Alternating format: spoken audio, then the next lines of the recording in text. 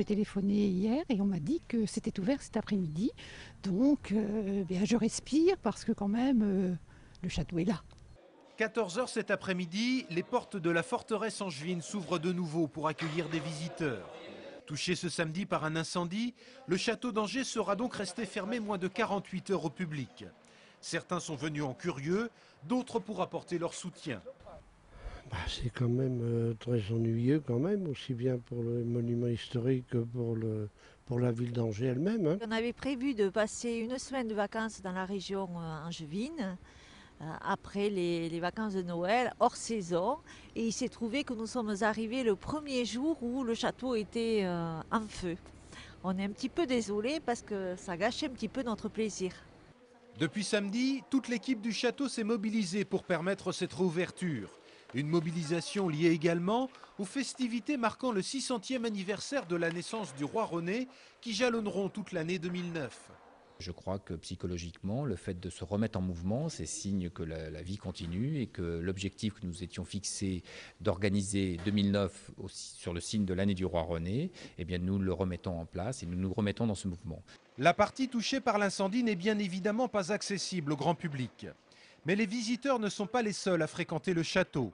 Les entreprises appelées au chevet de la forteresse sont en effet à pied d'œuvre depuis hier et vont le rester pendant de longues semaines encore.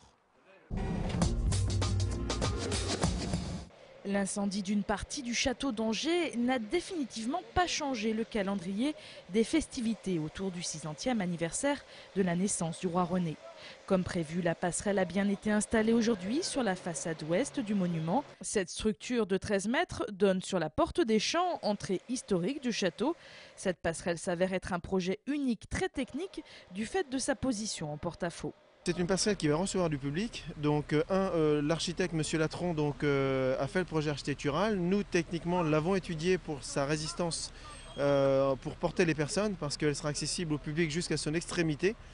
Donc voilà, la solidité d'abord, en soignant l'esthétisme respectant le projet de l'architecte.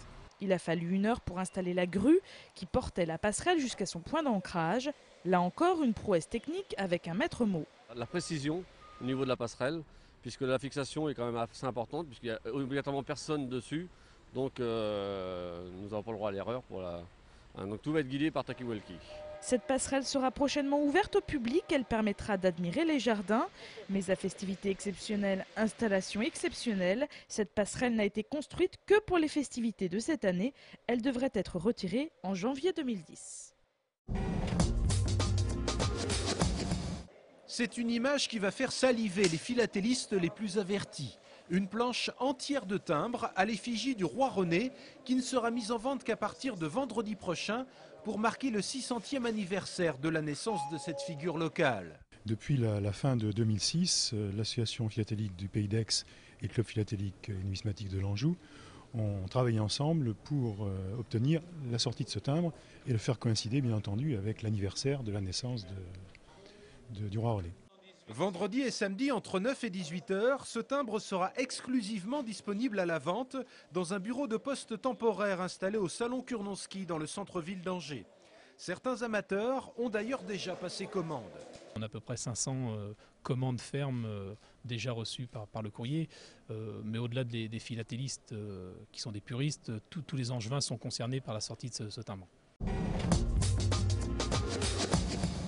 Une tête qui a du mal à passer dans l'encolure d'un t-shirt. Tous les parents de jeunes enfants en ont déjà fait l'expérience.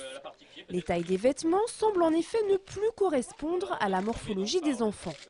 Afin justement d'adapter les vêtements et le matériel de puériculture à la taille réelle des bambins, une campagne nationale de mensuration a été lancée en début de semaine à Cholet, dans les crèches et les haltes garderies. C'est une première en France.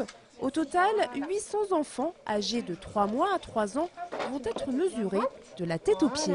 C'est bien. Il y a 40 mensurations qui sont mesurées, principalement des tours, comme le tour de taille, le tour de biceps, le tour de genou, les hauteurs de tête, et aussi tous les encombrements en position assise, notamment ce qui est bassin, tout ce qui est épaule, pour pouvoir après dimensionner les objets autour de ça. Attention, la petite lumière, elle va bouger. L'opération va permettre de réactualiser les courbes de croissance des enfants. Ces résultats vont particulièrement intéresser toute l'industrie de la petite enfance. On va pouvoir vérifier effectivement que les architectures de nos produits, que les dimensions intérieures de nos produits répondent parfaitement à la morphologie de l'enfant. Les professionnels de santé vont également s'intéresser à ces statistiques. Ils auront ainsi une vision plus claire sur l'évolution du surpoids et de l'obésité chez les enfants. L'opération prend fin en juin prochain. Les résultats seront dévoilés fin 2009. J-3 pour le Festival de cinéma européen Premier Plan, dont la soirée d'inauguration aura lieu vendredi. Et pendant 10 jours, une nouvelle et 21e fois, spécialistes et grands noms du cinéma vont se succéder à Angers. Les tout premiers à être là, ça sera Costa Gavras qui viendra à la fois pour l'inauguration, pour le soir présenter Lola Montes, qui a été restauré par la Cinémathèque française. Vous savez, il est le président de la Cinémathèque française. Et le lendemain, il présentera Missing, un long métrage qu'il a tourné aux États-Unis. Amos Gitaï, le cinéaste israélien, sera là aussi parce qu'il va présenter un film qui s'appelle Un jour tu comprendras, qui est un long métrage qui est avec Jeanne Moreau, d'après Jérôme Clément qui sera également là avec Jeanne Moreau. Et dans les salles, pléthore de projections. 360 œuvres vont être montrées durant le festival, dont 9 premiers longs métrages de cinéastes européens. Une sélection de films qui semble moins sombre que traditionnellement. Les premiers films ne sont pas souvent le reflet d'un monde heureux, parce que le monde n'est pas si heureux que ça. Et les cinéastes sont des artistes, sont des gens qui ressentent. Et je pense qu'ils ressentent souvent des choses, d'abord celles qui leur font mal. Et les premiers films sont souvent un peu ce reflet-là. Cette année, c'est peut-être plus ouvert, un petit peu moins, un peu plus éclectique. Et je pense plus d'aventure aussi dans cette sélection. Premier Plan, c'est du 16 au 25 janvier à Angers. Plus de 60 000 spectateurs sont attendus.